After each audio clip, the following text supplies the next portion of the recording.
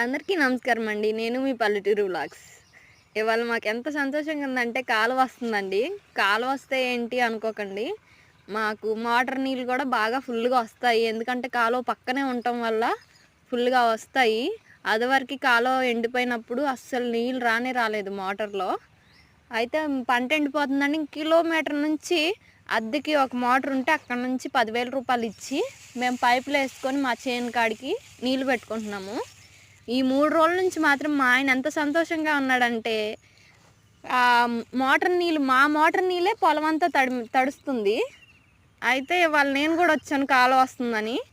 పనిలో పనిగా మిరపకాయలు కూడా ఉన్నాయండి. నిన్న వర్షం వచ్చింది కదా, మిరపకాయలు పాడైపోతాయని ఇవాళ బత్తాకే వేసేద్దామని వచ్చాము.